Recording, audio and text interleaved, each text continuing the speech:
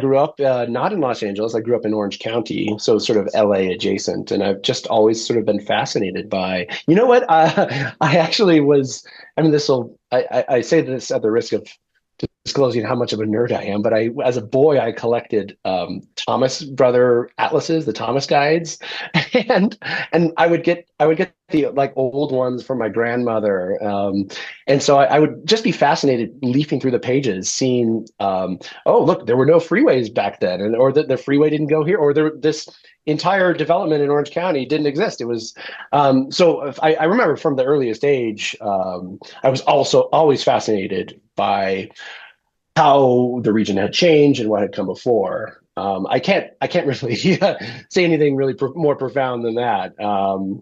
But we've been doing Lost LA for 7 seasons. Our first season came out in January 2016, and it's true honor to be able to do this kind of work and visit these places and share these stories with our viewers.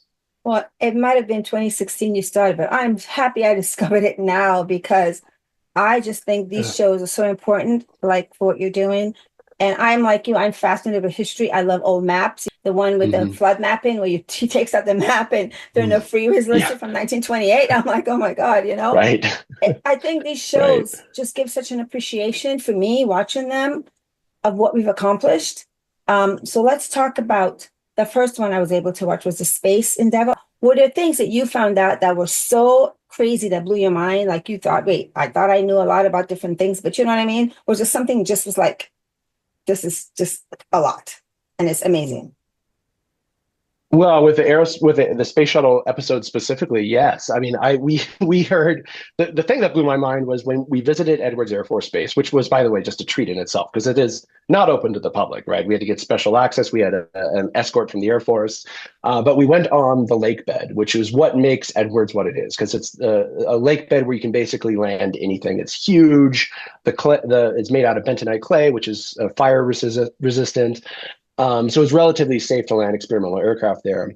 But the historian we interviewed said that when when the space shuttles were coming back to Earth and they were above Guam, so we're talking about across the Pacific. The Edwards Air Force Base lake, the dry lake, is so big that they can see it from all the way up above Guam. So that sort of blew my mind. And it's just a huge area, Edwards. And it's actually what I didn't know also was that it's all restricted airspace. So commercial flights never fly over that area. It's only military aircraft, which doesn't really affect much. I think it affects when you fly from, let's say, Los Angeles to Las Vegas. There's a little bit of a circuitous path because of that. But yeah, just Edwards is huge. It's out there. A lot of people don't know about it, right? We used to always be aware of it when we heard the sonic booms, the space shuttles returning, and oh, the shuttle landing at Edwards. But we don't think about it anymore. What was that like for you to learn about all these people that worked on? And I love that you showed the diversity. All these people came together. Right. So finding that out, what did that mean for you as a journalist and just as a person doing this amazing project?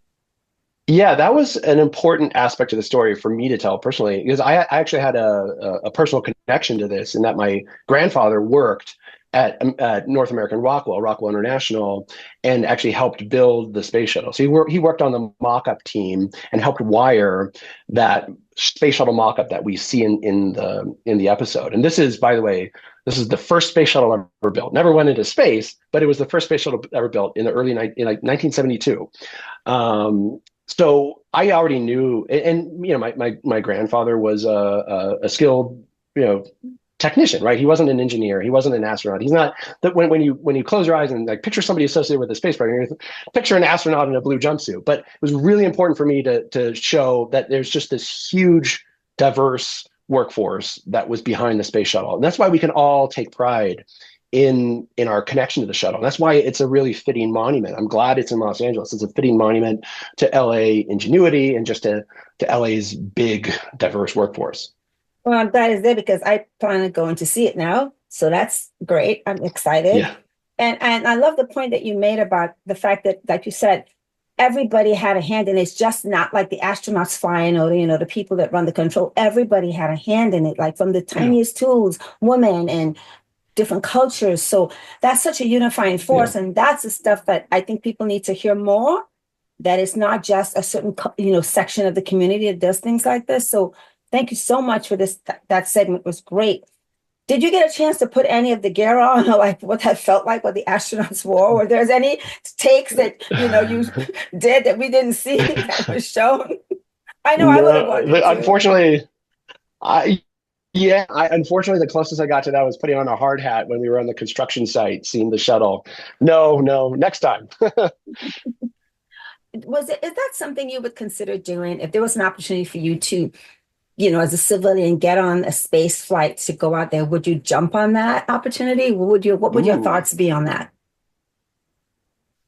Yeah, I think I would be into that. I mean, I'm also, a father of two young kids, so I'd want to talk to my family about all the risks. But it's a lot easier to make the decision when you're just, on your own. But yeah, I am not opposed to that. You know, a huge consideration is time too. I mean, we had on an astronaut, Danny Olivas. He was a San Fernando Valley born astronaut who grew up in El Paso, but now lives in LA again. And it was a real treat to talk to him. He flew up in the shuttle twice. And I asked him, would you ever go to Mars? Would you get back in? And he said, no, no, it's just too long a flight. He doesn't want to be away from his family. He doesn't want to be away from Earth that long. If he had a chance to go to the moon, though, he said he'd take it. Yeah. And I can understand that too, because like I don't think we know intellectually, like, oh yeah, they're flying in their own way, but I think the emotional part of what they go through, I don't think that that's honored as much as we want to honor that. So I really applaud that this show is Yeah. showing all these different levels. What would you like Mhm. to see, and would you hope for the future of space, as we move forward? What would you want to see on a personal level? Well, given my, family connections to the space program, I want to see it continue, and I want to see us to continue I'd like to see more manned missions to the moon.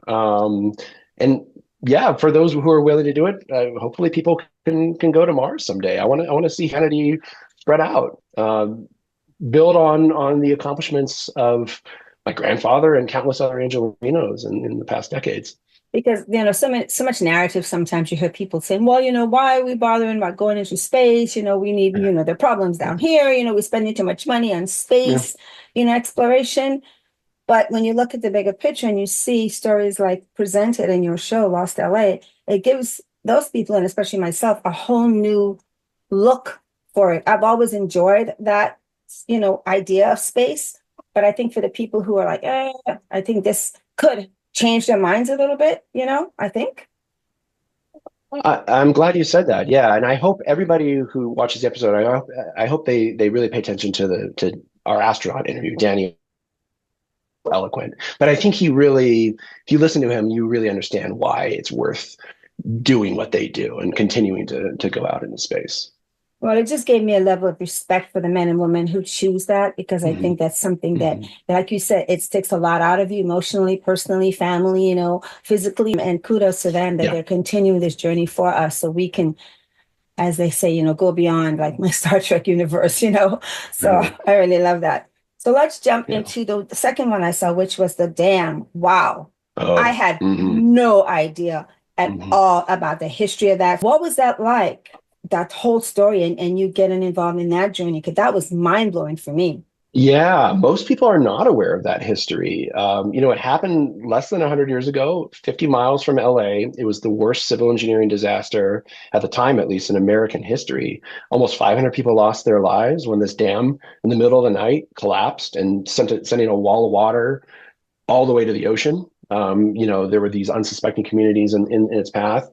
More people should know about this. Thankfully, there are efforts to, well, the site of the dam is actually one of California's newest national monuments. And the Forest Service and others are working to develop the visitor infrastructure there, interpretation for visitors. Right now, it's open to the public. You can go there, but you don't know what you're looking at unless you're with a guide.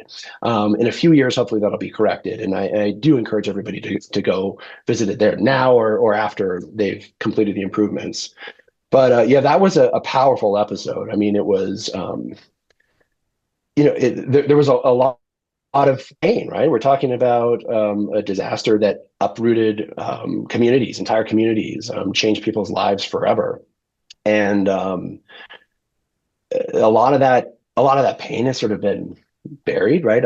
Even the communities that were most affected by it, they don't really teach that history in the schools. It's not something that they're really aware of, which that sort of shocked me, right? And thankfully, there are historical society. We went to the Fillmore Historical Society. They're trying to correct that.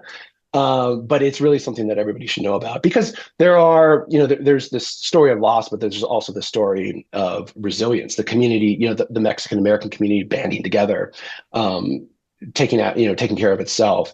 These acts of heroism. People, we didn't even make the episode, but there were two motorcycle cops who saved probably hundreds of lives by just driving around right with a wall of water behind them, telling people to evacuate. Countless stories like that. It was a powerful episode Yeah. to produce. I love the fact that these shows are like giving us a window to history and knowledge and Mm-hmm. what we can learn going forward, which as we Mm-hmm. experience now, right? So it's really mind blowing, I can only say. I really love that the you shine a light on Mulholland, and that Mm-hmm. controversy and the complications of his life. So was Yeah. there something that you took away that you didn't know before that you felt gained a little more knowledge about him and about the journey? When I had read about Mulholland and the way I understood Mulholland was as a complicated figure, right? As somebody who basically made possible the modern metropolis that we all live in today, right? Without William Mulholland, there would be no LA as we know it. So anybody who appreciates LA, who likes LA, um, for all its faults, really has William Mulholland to thank. On the other hand, there were some blemishes on his records, and big blemishes, right? I mean, the effects of the LA Aqueduct project on the Owens Valley is an environmental disaster. It's a different kind of disaster, but it's an environmental disaster there. And then I had always known about this St. Francis Dam collapse and huge problem because he was personally responsible for this. He had built the dam. He designed the dam. He was the engineer behind the dam. He had personally inspected the dam the day before it collapsed and deemed it safe. And then it did collapse. I mean, if he had found a fault in it, everybody downstream would have been evacuated. There would have been minimal life loss, right? Of still a lot of property damage, but he's personally responsible for that. And to his credit, he took responsibility for it. He said, in times like these, I envy the dead.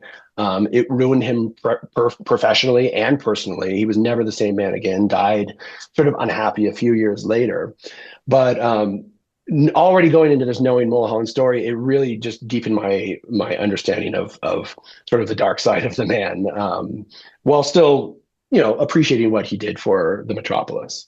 It's sad because he went in with an idea to help, and then for it not to help, I cannot even I imagine know. the emotional pain he may have been going through with that. Oh God, Yeah. I really, And the irony is that the dam was built as disaster preparedness, right? It had been because Mulholland knew that in the event of the big one, right, a big San Andreas Fault earthquake, LA's water supply would be severed, right? And so he wanted a reservoir on this side of the fault to basically to have a year's emergency water supply. So I mean, it was forward thinking. And Mulholland himself was fascinating. He was a self-taught man. He kept all the plans for the entire aqueduct system in his head. He knew where like every bolt and screw was. None of it was written down. A fascinating guy, but boy, he really deserves, in this specific instance, condemnation. yeah. And it's interesting. This episode, which I loved, I learned so much about the water and how it's channeled through and all these wonderful things that we again take for granted. Yes. This series, to me, it just gives us an appreciation what Mm. has been created, and especially for LA. People want to, like you say, you don't like LA, well, just leave then. There's other places you can go.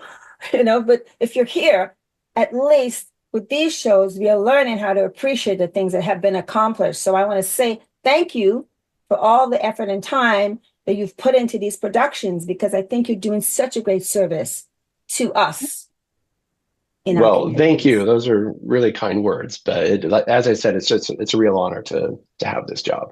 Well, I want your job too. I want to be with you. I'm like, wait, I'm gonna call Nathan and be like, yo, what's next? Because can I just Right. tag along? I'll bring you coffee. I don't care what I do. I just want to see where you go and what's Yeah. next. So I want you to talk a little bit about the animation because we're in this Mm. animation world now in Disney. I didn't get to see that episode, but share with Hmm. me what was that like learning about the history and where we are now today? Woo, it's must have been fascinating.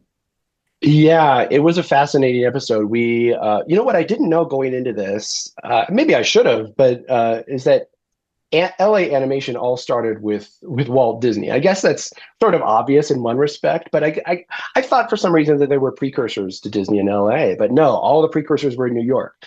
LA and New York was the center of animation. This is where all the animation studios were, and there were successful animation studios there. Wait, in New Disney York? In New in York? New Really? York, yeah, which is Wait, also where the film business started. But by huh. 1923, a lot of the film business had migrated to Los Angeles, but not animation.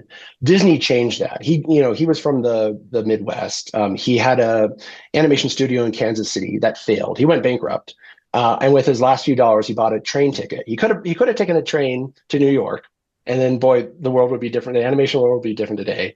Instead, he came into Los Angeles, where he had an uncle, and his brother was in a tuberculosis sanatorium. So he took a train out to LA and opened LA's first animation studio, and the rest is history. What an amazing story. I Did Yeah. you find out other things about him that fascinated you and things that you didn't know before that you just were really fascinated about? Yeah, I mean, you think about Walt Disney as well. You think about him, like his television image is Uncle Walt, right? This avuncular figure who he hosted the Disney programs. You think about him as a media mogul, right? Who made untold millions through his animated films and then later through his theme parks. But what I didn't really appreciate is hard scrabble origins. I mean, when he came to LA, he had maybe like $1 in his pocket, and he had a cardboard suitcase with a couple animation sample animation reels and his drawing tools. That was it, and he's basically starting again from scratch. Um, and turned that, just a lot of hard work. I mean, he built his first animation camera out of spare lumber, and he bought, I think with his last dollar, he bought a battered film camera from some downtown LA studio. And from there, he created an entertainment empire. That's fascinating just to learn how he came from nothing. That's such a story of resilience, and just Hmm. knowing your dream and wanting it and making it happen no matter what. So I'm super excited to see that episode. I didn't get a chance to see Cold War Secrecy. Hmm. Can you Hmm. touch on that a little bit? I don't want to give spoiler alerts to everyone because I want people to watch every single Yeah. one of them. So just enough to intrigue everyone to be like, Yeah. I've got to go check it out. So just give us a little something, but not everything. Yeah, well, let's see. With the Cold War, if you think of a Cold War city, you might think of, say, Berlin or Moscow or Washington, D.C. But in some ways, LA was the quintessential Cold War city. And LA was also one of the most important. This was a center of aerospace and defense contractors, right? Manufacturing, design, technological development. And for that reason, LA was actually one of the number one targets in the event of a nuclear war. There were countless Soviet warheads trained on Los Angeles during the Cold War, not just Washington, D.C., right? That was the center of political power, but the center of defense power really was here in Southern California. So we visit in this episode all of these sites associated with the Cold War, with Cold War secrecy, with Cold War paranoia. We actually go into an old nuclear fallout shelter in a random backyard in Northridge. We see air raid sirens, which are still all over the city. Once you see them, you'll see them everywhere. Um, the most fascinating thing was there was this top secret Air Force run film studio in Laurel Canyon, and we talked to somebody who worked there. That was probably the most fascinating story. Wow. You Again, know. I just had the best time chatting with you. I would love to chat with you again Mhm. and talk some more once I've seen the rest of the shows. And I really want to make sure everybody gets to watch these shows. And I really want to make sure young people and these shows, we should know this history, schools, college, we should know this stuff. We shouldn't just be like, I'm just learning all these new things. So again, thank you so much for what you're doing and continue to do because I can't wait to see more of Lost LA. And I know Mhm. it's more out there that you're going to find and show us. So, yes, thank you very much once again for your expertise and your passion to bring this to us. I Well, appreciate thank you so much, Joy. I appreciate that. It was really, really fun talking to you. it.